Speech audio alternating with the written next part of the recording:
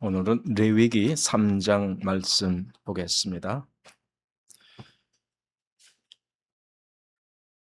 레위기 3장 우리가 먼저 1절로 해서 5절 말씀을 같이 읽고 교제하겠습니다. 레위기 3장 1절로 해서 5절 같이 읽습니다.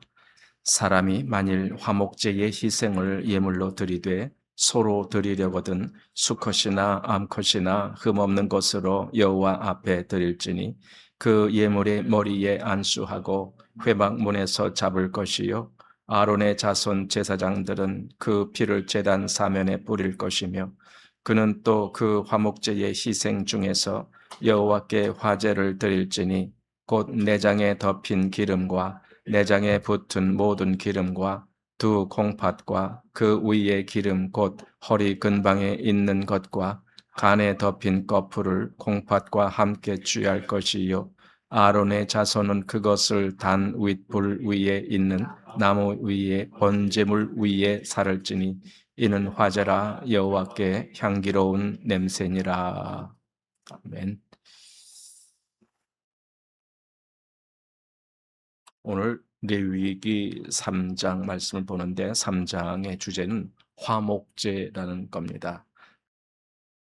화목제라고도 하지만 또 그 화목제라는 단어 옆에 1번의 그 나눠줄 표시가 있는데 그 나눠줄을 보면은 감사제 이렇게도 기록한다라는 거죠. 그래서 감사제 이렇게도 나왔습니다.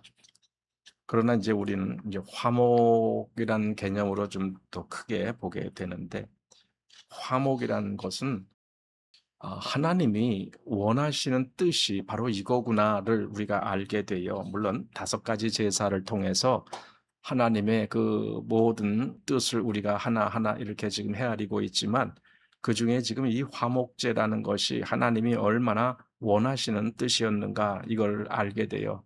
그럼 누구와 화목하는 건가? 바로 우리죠. 우리와 화목하시기를 원하시는 거죠. 그럼 우리가 누구냐고요? 우리가 어떤 존재냐 이거죠. 우리는 죄인이죠. 그리고 우리는 하나님과 원수된 자였잖아요.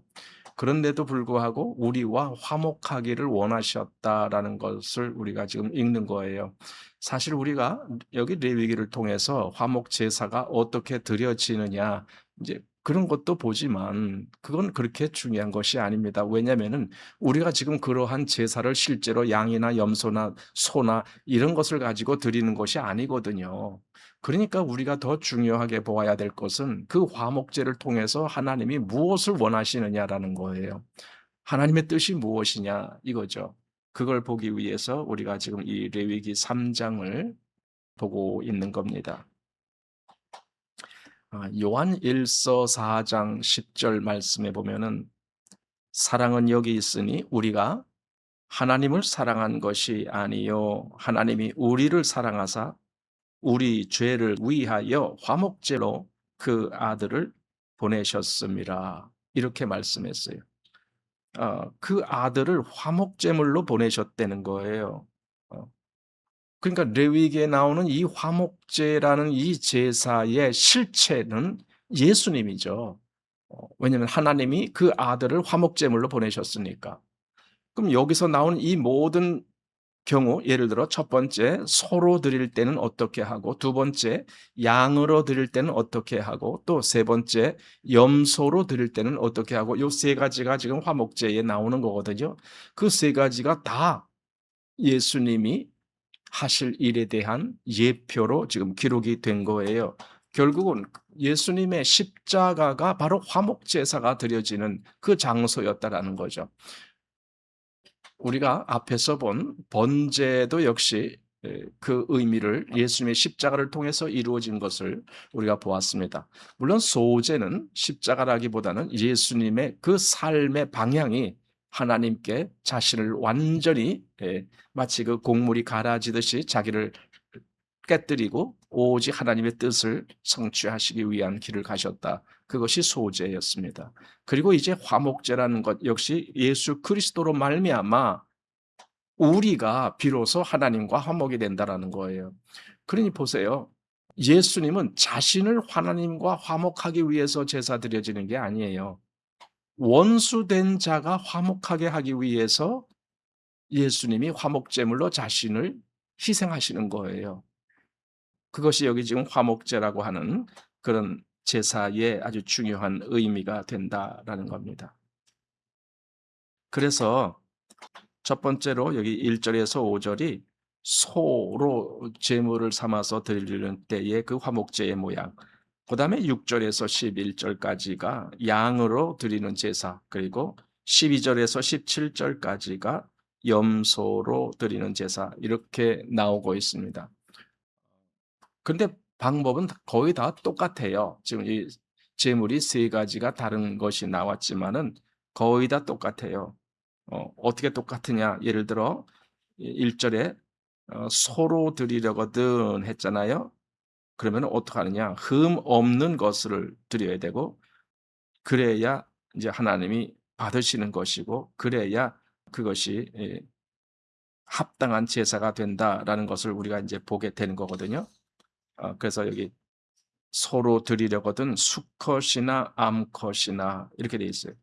번제에서는 수컷으로 드리게 되어 있었는데 여기는 수컷이나 암컷이나 조금 더 여유의 폭이 넓습니다. 아마 화목제는 하나님이 더 이렇게 여유를 두신 것 같아요. 그래서 수컷이나 암컷이나, 그래서 흠 없는 것으로 1절 하반절에 흠 없는 것으로, 그리고 2절 상반절에 보면은 그 예물이 머리에 안수하고, 그리고 그다음에 회막문에서 잡을 것이요, 잡는다는 것은 죽인다는 거예요.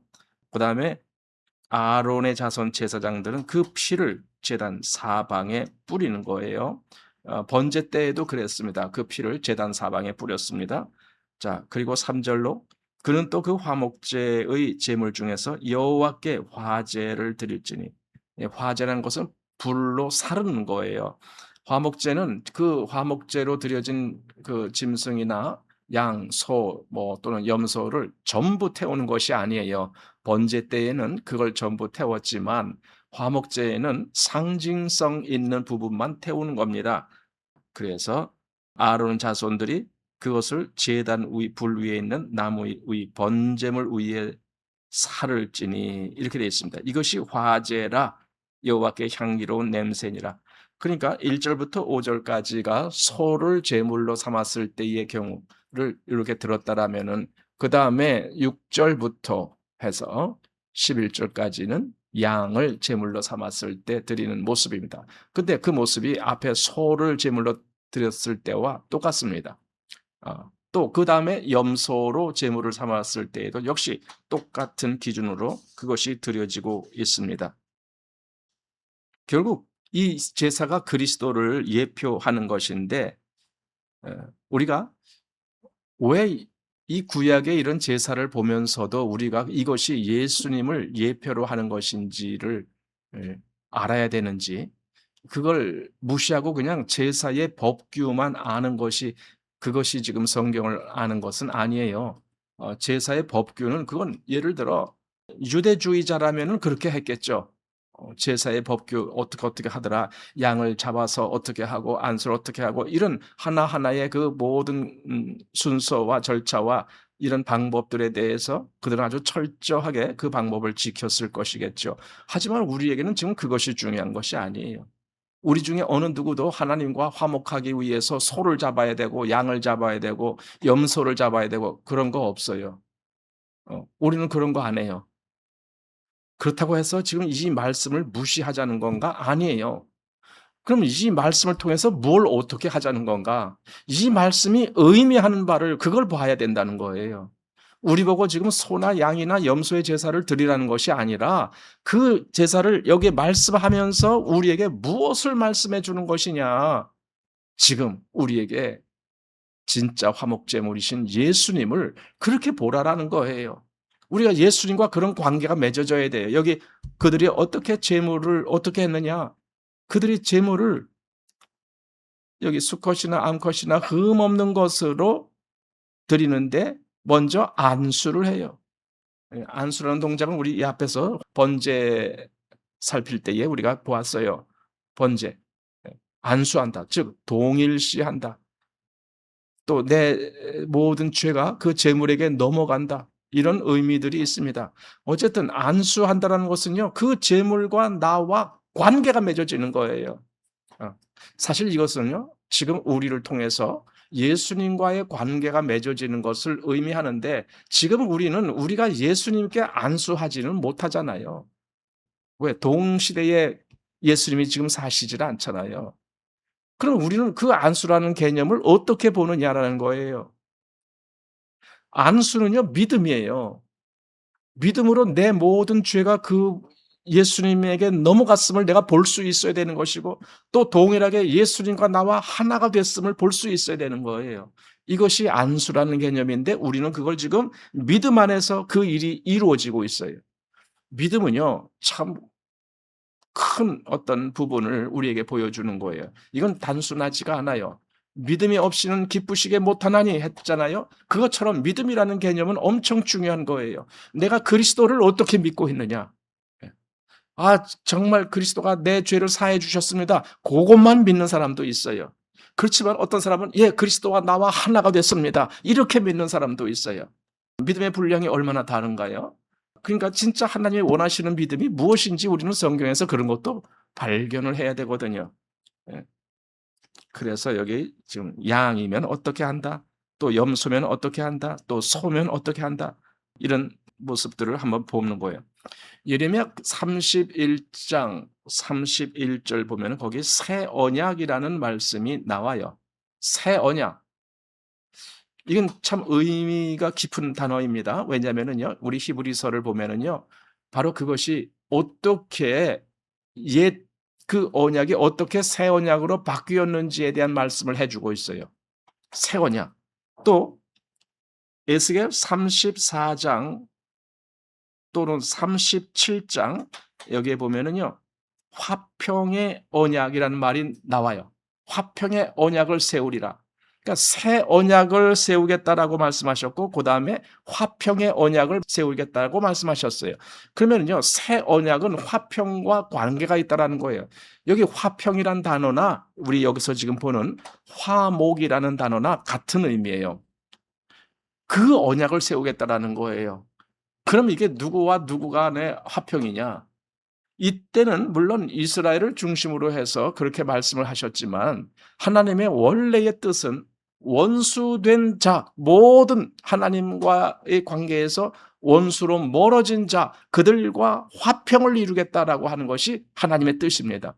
사실 그 일을 위해서 죄사함이라는 개념도 나와야 되는 거고, 또 그 앞에 헌신이라는 번제의 개념도 나오게 되는 거고, 모든 것이 다 그 앞에 지루어지고, 그렇기 때문에 이제는 하나님과 화평이 이루어졌다, 이렇게 말씀할 수가 있는 거예요. 그래서 이 화목제는요, 결과를 의미하는 그런 제사로 보여지고 있어요.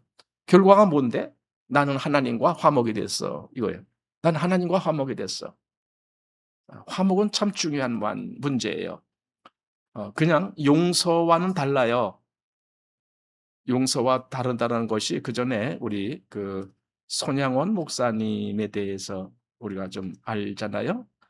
손양원 목사님이 저기 전라도 여수에 가면은 애양원이라고 하는 곳이 있는데, 저도 거길 좀 갔다 와봤는데, 거기 교회도 있고 또 그 손양원 목사님을 위한 그 기념관도 있고, 또 실제로 더 중요한 것이 있는데, 손양원 목사와 또 그 두 아들의 묘지가 거기 다 있어요.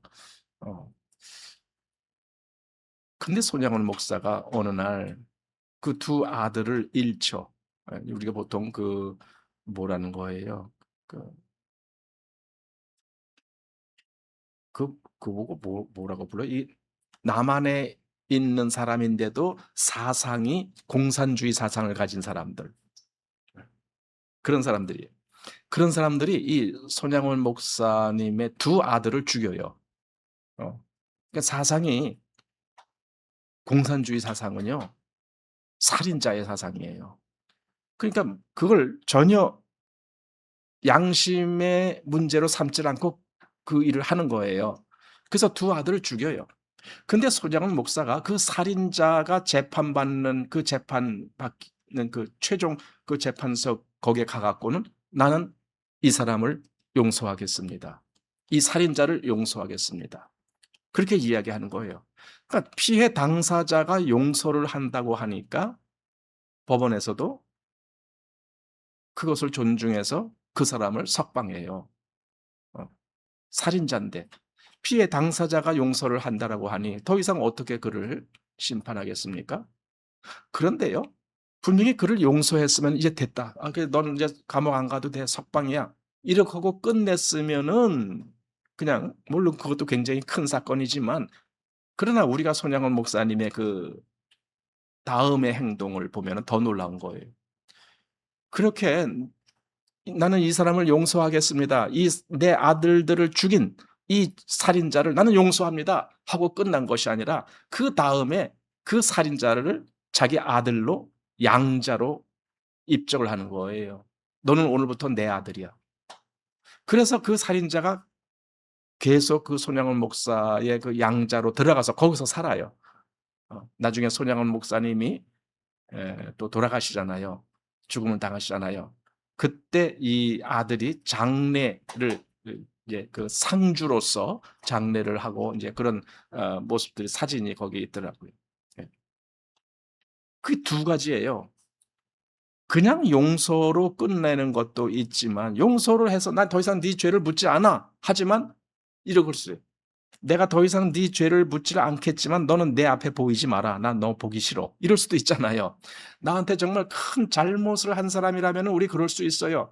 난 너 용서할 테니까 가, 저리 가. 하지만 내 앞에는 오지 마라.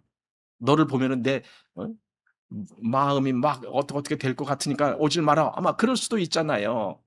그런데 이 손양원 목사님은 용서만 한 것이 아니라 그를 자기 아들로 받아주셨다는 거예요. 그럼 이건 또 다른 문제거든요. 여기서 우리가 지금 오늘 개념에서 볼 수 있는 것이 화목이라는 개념이에요.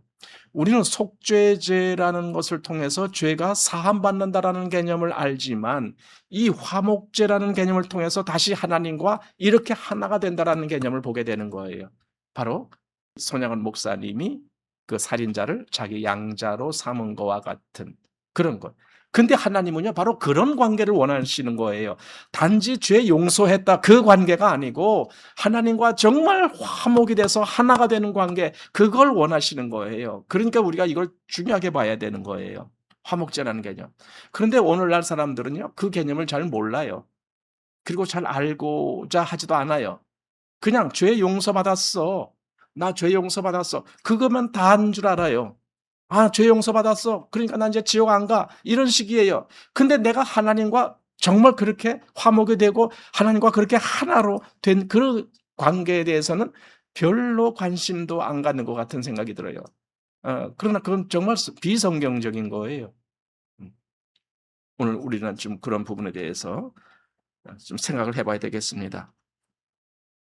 아까 그래서 새 언약을 세우겠다라고 말씀하셨고 그것은 화평의 언약이다라고 말씀을 하셨다는 거예요. 근데 새 언약이 화평의 언약이라면은 그럼 옛 언약은 무슨 언약이에요? 우리가 보통 율법이라고 말하는 언약은요. 하나님과 늘 이렇게 거리가 떨어져 있어요. 그건 화목이 아니에요. 화평이 아니에요. 떨어져 있어요. 그래서 들어오지 말아라. 그러니까 성막에 휘장이 있었던 거예요.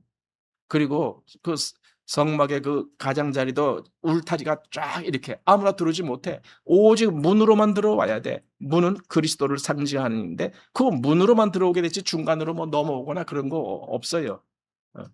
그러니까 그때는요. 하나님을 만난다라는 것이 굉장히 까다롭고 또 절차가 아주 많아요.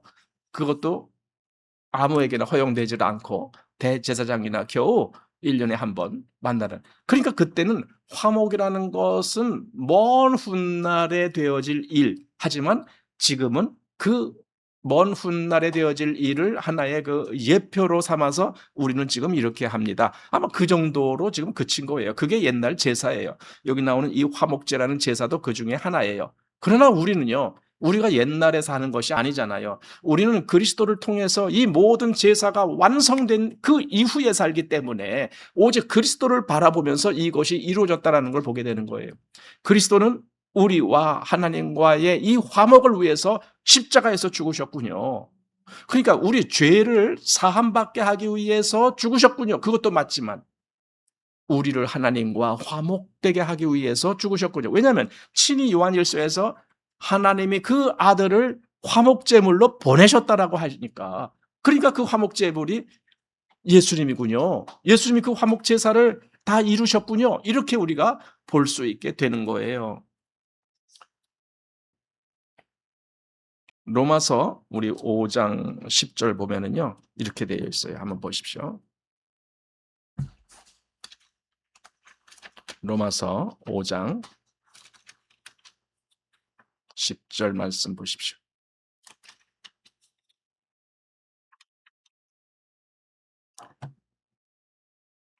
로마서 5장 10절 시작. 곧 우리가 원수 되었을 때에 그 아들의 죽으심으로 말미암아 하나님으로 더불어 화목되었은즉 화목된 자로서는 더욱 그의 살으심을 인하여 구원을 얻을 것이니라. 예. 여기 보면은요, 원수 되었을 때에 이런 말이 있어요. 하나님은 원수 관계에 있는 자들을 불러서 그들과 화목해 되기를 원하신 거예요. 그 일이 이루어지게 하려면 뭔가가 필요한 거예요. 그냥 저절로 그렇게 되는 게 아니에요. 뭔가가 필요한데 그 뭔가가 뭐냐? 그게 예수 그리스도의 십자가가 필요했던 거예요. 뭔가 화목이 되기 위해서 필요한 어떤 것이 있어야 된다. 그 구약에는 그것을 화목제라는 제사를 통해서 이루어질 수 있다라는 그 예표를 보여주신 거예요. 그러니 우리가 이렇게 생각을 해봐야 돼요. 우리가 도대체 구원을 어떻게 보아야 되느냐 했을 때 구원은 쉽게 자꾸 그러는데 죄 사함 받은 것, 그래서 우리가 지옥 가지 않고 천국 가는 것, 이렇게 해석을 하는데 그건 굉장히 자기중심적인 생각이에요. 그런 해석은. 구원은요, 하나님이 원하시는 뜻이 나에게 이루어져야 되는데 그게 뭡니까? 화목이에요. 하나님은 나와 화목하기를 원하시는구나. 나를 그냥 지옥 안 가게 하겠는 것, 그 정도를 원하시는 게 아닐까? 나를 정말 하나님과 화목된 관계가 되게 하시기를 원하셨구나. 지금 그걸 우리가 꼭 보아야 됩니다. 그래서 하나님과 화목이 되기 위해서 무엇이 필요한지를 우리가 좀 보아야 돼요. 우리 로마서 3장을 한번 보십시오. 3장 25절 말씀 보겠습니다. 25절, 26절 같이 읽겠습니다. 이 예수를 하나님이 그의 피로 인하여 믿음으로 말미암는 화목제물로 세우셨으니 이는 하나님께서 길이 참으시는 중에 전에 지은 죄를 간과하심으로 자기의 의로우심을 나타내려 하심이니 곧 이때에 자기의 의로우심을 나타내사 자기도 의로우시며 또한 예수 믿는 자를 의롭다 하려 하심이니라. 자, 여기 중요한 문제가 나와요. 하나님과 화목이 되기 위해서는 어떤 문제가 해결이 돼야 되느냐? 의라는 문제가 해결돼야 돼요. 그게 뭐냐면 하나님이 의로우시기 때문에 그래요. 의로우신 하나님과 화목이 되려면은 그 화목되려는 대상자도 의롭다 칭함받아야 돼요. 의롭다 칭함이 없으면 의로우신 하나님과 하나가 될 수가 없어요. 화목이 안 돼요. 그러니까 여기 잘 보세요. 자, 여기 25절에 뭐라고 되어 있습니까? 25절에 보면은요, 이 예수를 하나님이 그의 피로 인하여 믿음으로 말미암는 화목제물로 세우셨으니, 그래요. 화목제물로 세우셨다는 거예요. 아까 우리 요한 1서에서 본 말씀, 그것에 대한 여기 동일한 말씀이죠. 자, 그러면서 이는 하나님께서 길이 참으시는 중에 전에 지은 죄를 간과하심으로, 그리고 그다음 자기의 의로우심을 나타내려 하심이니, 자기가 의롭다라는 걸 이제 나타내시는 거예요. 그런데 그걸로 끝나면은 우리는 하나님과 화목이 안 돼요. 하나님이 의로우신 거 그건 당연합니다. 그렇지만 나는 의롭지 못합니다. 그러니 나는 하나님과 화목이 될 수가 없습니다. 이렇게 하고 끝나는 거예요. 그런데 그게 아니에요. 26절. 곧 이때에 자기의 의로우심을 나타내사 자기도 의로우시며 그러니까 하나님이 의로우신 분이에요. 근데 자기도 의로우시며 또한 예수 믿는 자를 의롭다 하려 하심이라 이렇게 만드는 거예요. 동일하게 하나님도 의로우시고 예수 믿는 자도 의롭다 하시고 그러니까 우리가 똑같이 의라는 그 영역에 들어갔기 때문에 하나님과 화목이 되는 거예요. 동질성이 있다는 거예요. 그래서 전에 원수지간이 있을 때에는요, 이게 없었던 거예요. 내게 의로움이 뭐가 있어요? 내가 의롭다 칭함받은 것이 뭐가 있어요? 아무것도 없어요. 그냥 죄 가운데 살았어요. 죄 가운데. 그러나 이제는 죄 사함 받았을 뿐더러 또한 의롭다함을 얻은 자가 됐단 말이에요. 이게 죄 사함하고 의롭다는 기준은요, 좀 달라요. 그 기준이. 예. 물론 죄 사함이 먼저 와야 돼요. 그리고 그 다음에 의롭다함이 오는 거예요. 그러니까 로마서 4장 마지막 25절에 예수는 우리 범죄함을 위하여 내어줌이 되고 그러니까 이 범죄함을 위하여라는 말은 죄 문제를 해결하기 위하여 그 소리예요. 죄 문제를 해결하기 위하여 내어줌이 됐습니다. 그런데 또한 우리를 의롭다 하심을 위하여 살아나셨느니라. 이게 그 다음 차원이란 말이에요. 부활이라는 차원은 우리를 의롭다 하시기 위해서 그 일이 이루어졌다라는 의미가 됩니다. 만약에 우리를 의롭다 하실 필요가 없다라면은 예수님 부활하지 않으셔도 돼요. 왜냐하면 예수님이 죽으신 그 자체로도 내 죄값을 갚으신 거니까. 십자가에서 피 흘려 죽으셨다. 그럼 내 죄가 갚아진 거 아닙니까? 근데 문제가 있어요. 나와 하나님과는 화목이 안 돼요. 그걸로는요. 내가 동일하게 하나님이 의로우신 분이니까 나도 의롭다함을 얻어야만이 하나님과 화목이 되는 거예요. 그래서 예수님이 부활할 이유가 있는 거고 그래야만이 비로소 나도 의롭다함을 얻을 수가 있는 거고 이제 모든 것이 하나님의 뜻 안에서 결정이 되는 거예요. 그러니까 좀 아까 로마서 3장 25절 26절 거기 26절에 그랬잖아요. 이때에 자기의 의로우심을 나타내사 자기도 의로우시며 또한 예수 믿는 자를 의롭다 하려 하심이니라. 이렇게 된 거예요. 동일하게 우리를 의롭다 하시기 때문에 이제 비로소 하나님과 화목이 되는 거예요. 같은 위치에 있기 때문에. 그러면은요. 여기 의롭다 하심을 받은 자는 그러면 어떤가? 그 얘기 이제 로마서 5장으로 좀 건너가겠습니다. 로마서 5장 1절, 2절 여기 봅니다. 자, 시작. 그러므로 우리가 믿음으로 의롭다 하심을 얻었은즉 우리 주 예수 그리스도로 말미암아 하나님으로 더불어 화평을 누리자. 또한 그로 말미암아 우리가 믿음으로 서 있는 이 은혜에 들어감을 얻었으며 하나님의 영광을 바라고 즐거워하느니라. 그러니까 하나님과 같이 이렇게 의롭다함을 얻은 자에게 주어지는 이 어떤 특권이라고 할까요? 특권 뭡니까? 하나님과 화목하게 됐어요. 그러니까 여기 지금 화평을 누리자 그랬잖아요. 화평을 누리자. 거기에 화평을 누리자에 2번하고 나눠줄 표시가 있어요. 그럼 2번에 뭐라고 되어 있느냐? 화평이 있고 이거예요. 이것은 하나님과 우리와의 관계가 이제 화평의 관계가 됐다. 그 말입니다. 그래서 화평을 누리자. 그리고 또한 그 은혜로 말미암아 우리가 믿음으로 서 있는 이 은혜에 들어감을 얻었으면 이걸 얻었다는 거예요. 은혜 안에 들어가는 그걸 나도 얻게 됐다. 자, 그리고 그 다음에 또 무엇입니까? 하나님의 영광을 바라고 즐거워하는 바로 이 역사가 이루어지는 거예요. 그러니까 내 마음이 하나님의 마음과 이제는 동일시되기 때문에 동질성을 느끼기 때문에 하나님의 모든 기쁨을 나는 바라고 즐거워하는 거예요. 그 영광을 바라고 즐거워하는 거예요. 하나님의 기쁨이 나의 기쁨이 되는 거예요. 이것이 하나님과 화목이 된 사람의 모습이다. 지금 그겁니다. 바로 이것을 위해서 하나님은 그 아들을 화목제물로 보내셨던 겁니다. 근데 그것도요, 인간 편에서 먼저 그것을 원해서 우리는 하나님과 화목돼야 되겠습니다. 그런 거 아니거든요. 인간은 그런 것조차도 기대하지 않았어요. 근데 하나님이 먼저 일방적으로 그리스도를 그렇게 보내셨다고요. 여기 요한 1서 4장을 봅니다. 요한 1서 4장 10절 말씀 보십시오.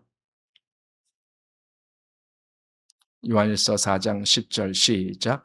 사랑은 여기 있으니 우리가 하나님을 사랑한 것이 아니요 오직 하나님이 우리를 사랑하사 우리 죄를 위하여 화목제로 그 아들을 보내셨음이니라. 이거죠. 사랑의 그 영역이 어디까지냐? 이건 죄 용서하는 영역이 아니고 화목하는 영역까지.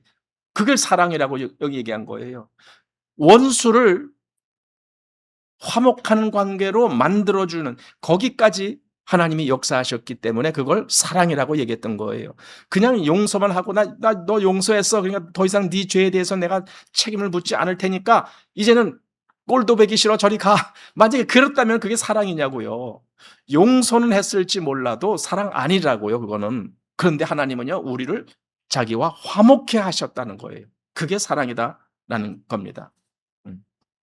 자, 그 다음에 이제 여러 가지를 보게 되는데 아까도 말했지만은 소로 드릴 때 이게 몇 가지 흠이 없어야 되고 머리에 안수를 해야 되고 회막문에서 잡아야 되고 또 제사장이 그 피를 제단 사방에 뿌리고 또 화목제물 중에 여호와께 화제 불로 태워서 드리는 제사예요. 화제로 드리고 그리고 또 아론 자손들은 또 그것을 제단 위, 불 위에 있는 나무 위에 번제물 위에 살을 찌니 이 5절 중간 부분에 바로 그 내용이 나왔어요. 여기서 좀 생각해 봐야 돼요. 나무 위에 번제물 위에 살을 찌니 그러니까 화목제를 드릴 때 그걸 불사르는 여기 뭐 콩팥이니 뭐니 이런 부분에 대해서 이제 불사르게 되어 있는데 그 불사르는 때가 언제냐? 그 번제단의 나무 위에 이제 번제물이 먼저 제사로 태워지고 있어요. 그 번제물 위에 또 뭐가 온다는 거예요? 화목제물이 온다는 거예요. 지금 여기 표현이 그래요. 번제물 위에 살을 찌니. 그러니까 이 화목제도 번제와 같이 드려진다는 거예요. 번제물이 먼저 드려지고 사실은 번제물이 드려지기 전에 속죄제가 필요할 때는 속죄제가 먼저 드려지고 그 다음에 번제가 드려지고 그리고 그 다음에 화목제가 드려지는 거예요. 왜냐하면 번제물 위에다 화목제물을 올려서 또 태우는 거니까. 그래서 이 제사들이 이렇게 따로따로 하는 것이 아니라 어떤 때는 2개 또는 어떤 때는 3개의 이 제사가 한꺼번에 드려지는구나 하면서 우리가 그걸 보게 됩니다. 그것이 화제라는 겁니다. 즉 불로 살라서 드리는 제사다. 그리고 여호와께 향기로운 냄새니라. 이거예요. 여호와께 향기로운 냄새는요. 하나님이 기뻐 받으신다라는 의미죠. 하나님이 그 짐승이 타는 그 냄새 그걸 좋아하시느냐고요? 그거 아니잖아요. 그 모습을 통해서 하나님이 지금 받으시는 것 기뻐하신다. 그렇게 제사를 드려지는 그 모습을 기뻐하신다라는 거죠. 번제를 드리는 모습과 흡사한 것이 참 많아요. 그러나 번제는요. 전체를 불살라서 드려진 반면에 화목제는요. 일부분만 불살라서 드리고 나머지 고기는요. 서로 같이 나눠 먹어요. 그러니까 말 그대로 화목이라는 개념이 있는 거예요. 화목은요. 하나님과만의 화목이 아니고 그 제사 드리는 그들 간의 그 서로 상호 간의 유대도 같이 나오는 거예요. 그래서 그걸 나누어서 먹게 되어 있습니다. 6절 이하에는 이제 양으로 그것을 드릴 때 똑같습니다. 소로 드릴 때와 양으로 드릴 때 똑같이. 그리고 11절 보면은 이는 화제로 여호와께 드리는 음식이니라. 여기서는 또 음식이라고 표현했어요. 앞에서는 향기로운 냄새다 이렇게 했지만 여기는 음식, 즉 하나님이 받으신다라는 의미잖아요. 음식. 예. 그리고 12절 이하에는 염소로 드리는 이제 화목제에 대해서 나오고 있습니다. 여기서도 똑같이 안수하고 잡고 그다음에 피를 사방에다 뿌리고 뭐 이런 내용들이 같이 나와요. 그리고 16절 하반절에 보면은 이는 화제로 드리는 음식이요 향기로운 냄새라. 여기는 음식이요 냄새란 말을 같이 표현했어요. 동일하게. 음식도 되고. 그러니까 하나님이 이 모든 것을요 다 받으신다라는 개념이에요. 그런데요. 이걸 하나님이 받으신다라는 개념으로만 보지 말고 이제 더 확대 해석할 수 있어야 돼요. 그게 뭐냐면요. 우리도 음식으로 받는다라는 거예요. 뭘 음식으로 받느냐? 그리스도가 화목제물이 되시는데 그 그리스도를 내가 받는 거예요. 여러분 이상하죠? 그렇게 말하면은 아니 그리스도를 어떻게 받아? 이렇게 그런데요. 예수님이 무슨 말씀을 하셨냐면은요. 요한복음 6장 53절 이하에 보면은 이렇게 돼 있어요. 내가 진실로 진실로 너에게 이르노니 인자의 살을 먹지 아니하고 인자의 피를 마시지 아니하면 너희 속에 생명이 없느니라. 내 살을 먹고 내 피를 마시는 자는 영생을 가졌고 마지막 날에 내가 그를 다시 살리리니 내 살은 참된 양식이요 내 피는 참된 음료로다. 이것이 무슨 말씀입니까? 그 화목제 제물을 나눠 먹었을 때의 그 모습을 한번 생각해 보면서 이제 우리는 무엇을 먹는 거냐? 그리스도를 여기 내 살을 또는 내 피를 이렇게 말씀하는 거예요. 그럼 이건 뭡니까? 진짜 그리스도와 하나가 되는 거예요. 여기서 먹는다는 개념이 우리가 단지 입으로 음식을 먹듯이 그렇게 먹는다는 개념이 아니라 내 생명의 원천으로 삼아서 나는 그걸 받아들이는 거예요. 그리스도로 말미암아 되어진 그 모든 역사를 나는 그렇게 받아들이고 이제 그리스도와 동일하게 하나가 된 위치에서 삶을 사는 거예요. 이게 그리스도인인 즉 예수님을 나의 화목제물로 믿은 사람이 취하는 행동이다라고 말할 수 있어요. 그러니 이게 참 중요한 문제죠. 예, 화목제라는 개념은. 예.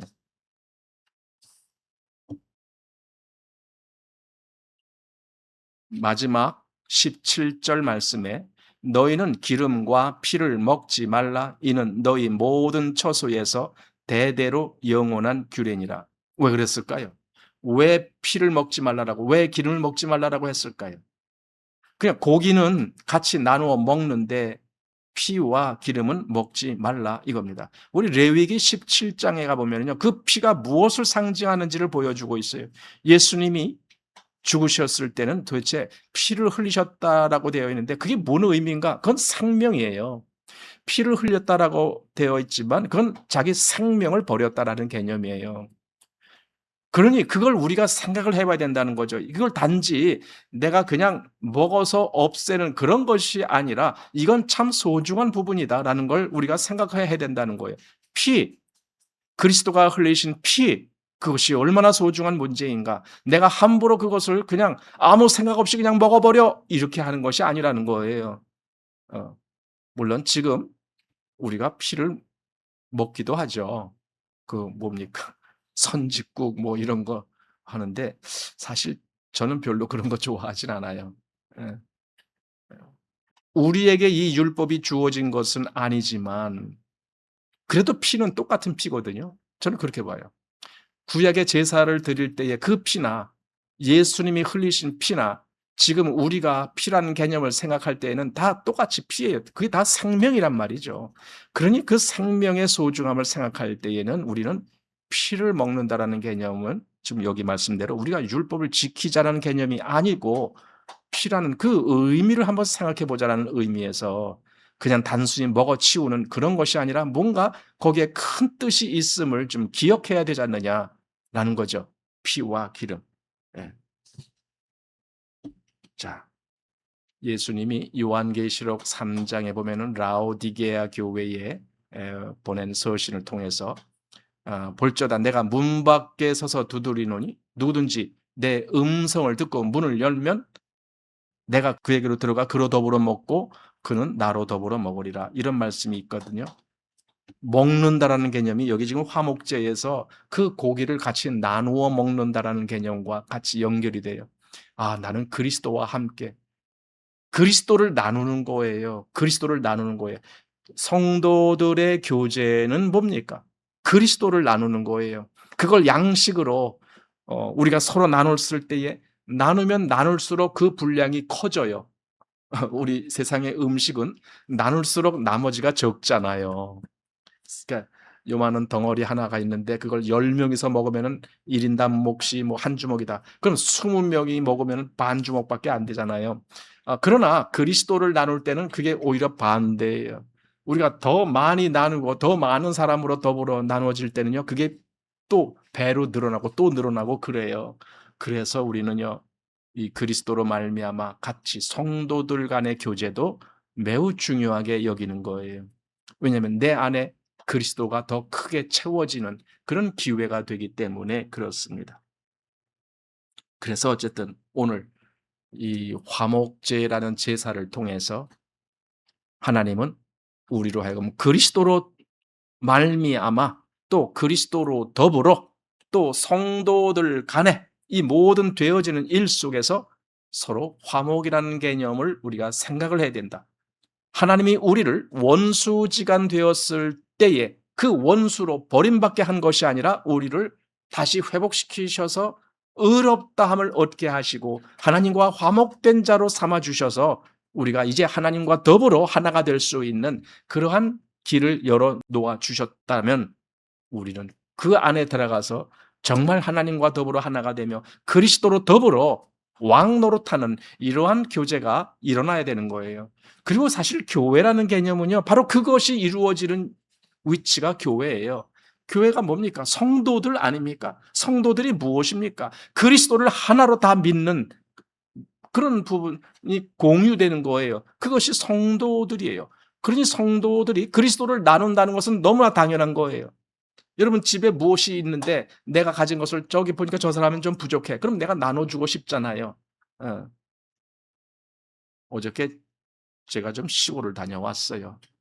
저희 사모가 퇴원을 하고 나서 이제 김포에 계신 누님이 퇴원했는데 여기까지 오기가 좀 교통편도 그렇고 이제 여러 가지 그래서 그럼 우리가 가겠습니다. 그래서 이제 김포 가서 그 추어탕 집에 가서 추어탕도 먹고 그리고 이제 그 집에 가서 갔더니 거기는 이제 농사 지으니까 거기서 요즘 하도 뭐 더워서 농사가 되는 것도 없고 그렇지만 그래도 가지가 이만해요. 그래서 가지라도 그럼 따가라 그래서 그걸 따와서 지금 저기 냉장고에 넣어놨습니다. 다음 주는 그걸 좀 우리 같이 나눠 먹었으면.